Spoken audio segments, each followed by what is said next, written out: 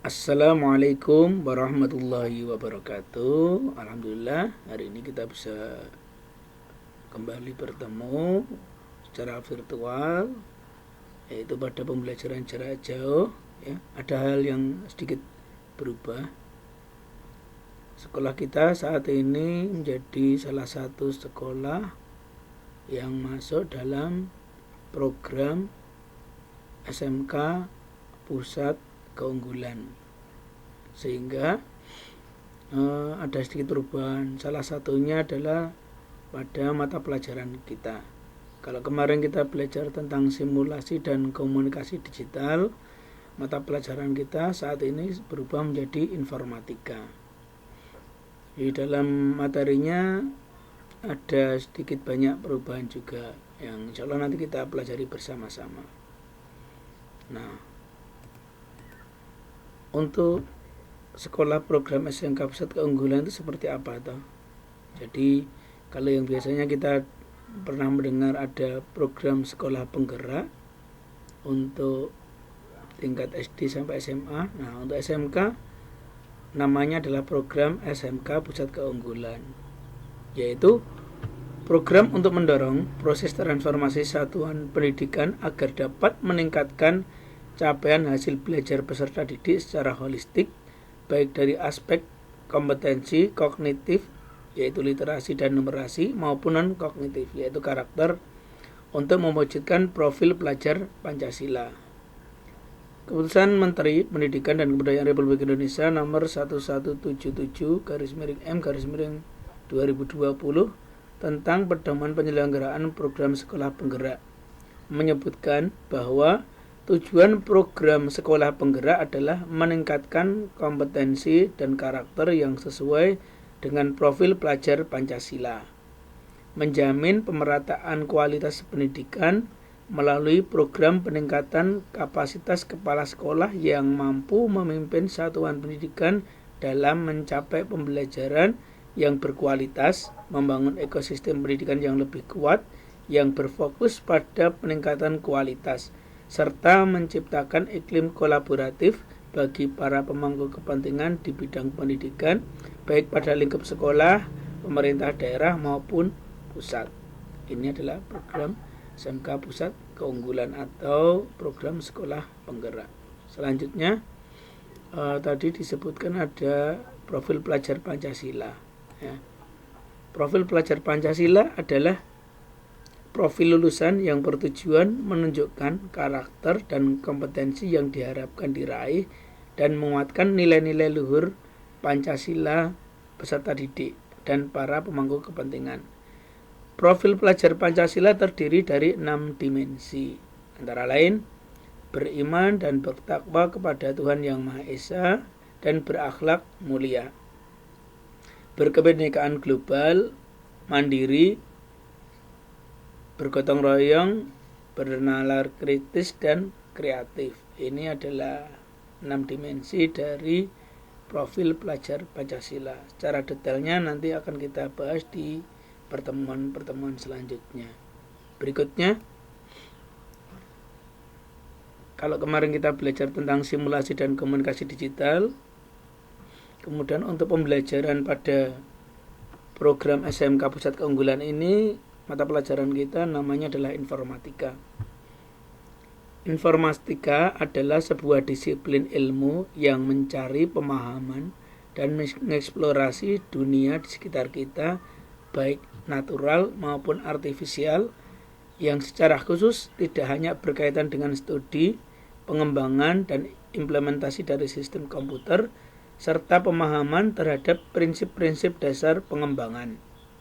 Dengan belajar informatika, peserta didik dapat menciptakan, merancang, dan mengembangkan produk berupa artefak komputasional dalam bentuk perangkat keras, perangkat lunak, yaitu algoritma, program atau aplikasi, atau sistem berupa kombinasi perangkat keras dan perangkat lunak dengan menggunakan teknologi dan perkakas yang sesuai.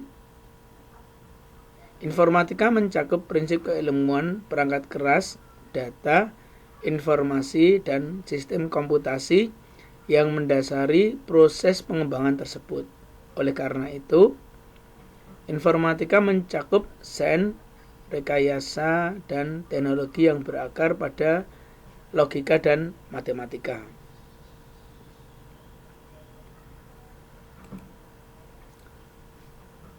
Tujuan mata pelajaran informatika yaitu mata pelajaran informatika bertujuan untuk mengantarkan peserta didik menjadi computationally literate creator yang menguasai konsep dan praktek informatika, yaitu 1. Berpikir komputasional dalam menciptakan solusi untuk menyelesaikan persoalan-persoalan secara sistematis, kritis, analitis, dan kreatif. 2. Memahami ilmu pengetahuan yang mendasari informatika, yaitu sistem komputer, jaringan komputer, dan internet, analisis data, algoritma pemrograman, serta menyadari dampak informatika terhadap kehidupan bermasyarakat.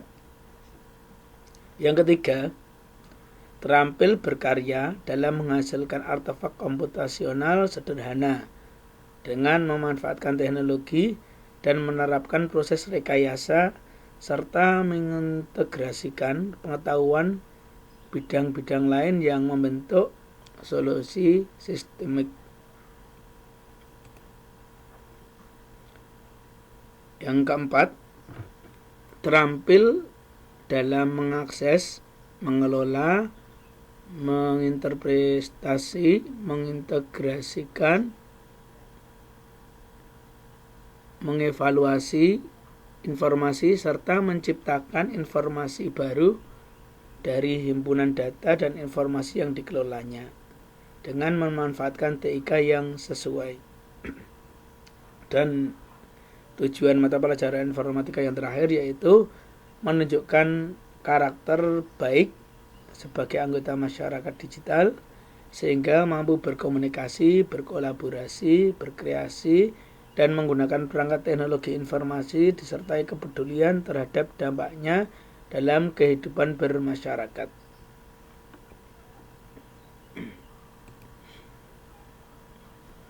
Karakteristik mata pelajaran informatika yaitu mata pelajaran informatika mengintegrasikan kemampuan berpikir komputasional, keterampilan menerapkan pengetahuan informatika, serta pemanfaatan teknologi, khususnya TIK secara tepat dan bijak, sebagai objek kajian dan alat bantu untuk menghasilkan solusi efisien dan optimal dari persoalan yang dihadapi masyarakat dengan menerapkan rekayasa dan prinsip keilmuan informatika. Elemen mata pelajaran informatika saling terkait satu sama lain, membentuk keseluruhan mata pelajaran informatika sebagaimana diilustrasikan pada gambar bangunan informatika di bawah ini. Jadi mirip dengan sebuah bangunan ya kalau kita lihat di sini. Pondasinya adalah berpikir komputasional, kemudian untuk tiang penyangganya ini adalah sistem komputer, kemudian ada jaringan komputer dan internet, kemudian analisis data, algoritma dan pemrograman, kemudian dampak sosial dan informatika. Ini tiangnya. Kemudian untuk plafonnya praktik lintas bidang. Sedangkan yang menjadi atap dari mata pelajaran informatika adalah TIK, yaitu teknologi informasi dan komunikasi. Capaian pembelajaran per fase dan elemennya. Nah, untuk mata pelajaran informatika, ya, capaian pembelajaran ini adalah suatu ungkapan tujuan pendidikan yang merupakan suatu pernyataan tentang apa yang diharapkan diketahui, dipahami, dan dapat dikerjakan oleh peserta didik setelah menyelesaikan suatu periode belajar. Nah, untuk kelas 10 tingkat SMK ya, kelas 10 untuk SMK ini masuk di fase E. Pada akhir fase E, peserta didik yang pertama mampu mendeskripsikan fungsi dan cara kerja sistem komputer. Bagaimana komponen-komponen sistem bekerja dan saling berinteraksi, memahami internet dan jaringan lokal serta mengkoneksikan perangkat ke jaringan lokal dan internet, kemudian enkripsi data, mengumpulkan dan mengintegrasikan data dari berbagai sumber, baik secara manual atau otomatis menggunakan perkakas yang sesuai.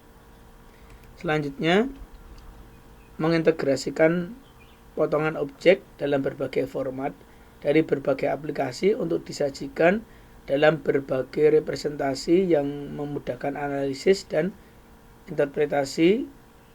Yang terakhir, dan menggunakan fitur lanjut dan otomasi dari aplikasi perkantoran.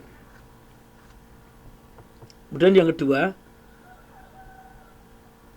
mampu menerapkan berpikir komputasional dengan strategi algoritmik standar untuk mengembangkan program komputer yang terstruktur dalam bahasa pemrograman prosedural tekstual sebagai solusi atas persoalan berbagai bidang yang mengandung data diskrit bervolume tidak kecil, bergotong royong untuk menyelesaikan suatu persoalan kompleks dengan mengembangkan atau merancang, mengimplementasi, memperbaiki, menguji artefak komputasional yang bersentuhan dengan bidang lain sesuai kaidah proses rekayasa, serta mengomunikasikan secara lisan dan tertulis rancangan produk dan prosesnya.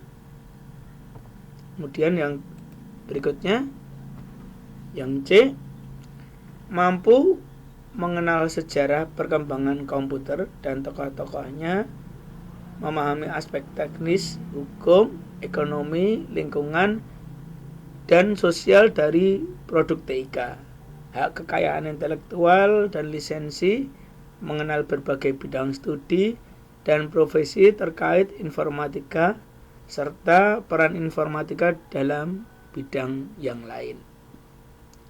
Baiklah, ini untuk pertemuan kali ini. Insya Allah pertemuan berikutnya kita lanjutkan dengan capaian pembelajaran pada setiap elemennya.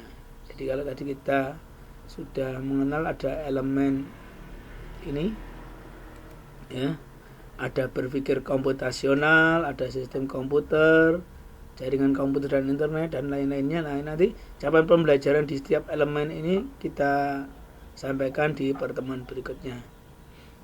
Untuk hari ini saya kira cukup, mudah-mudahan bisa dipahami bersama. Silakan dibuat resum dari apa yang sudah kami sampaikan tadi, kemudian silakan dikirimkan. Terima kasih. Cukup sekian. Wassalamualaikum warahmatullahi wabarakatuh.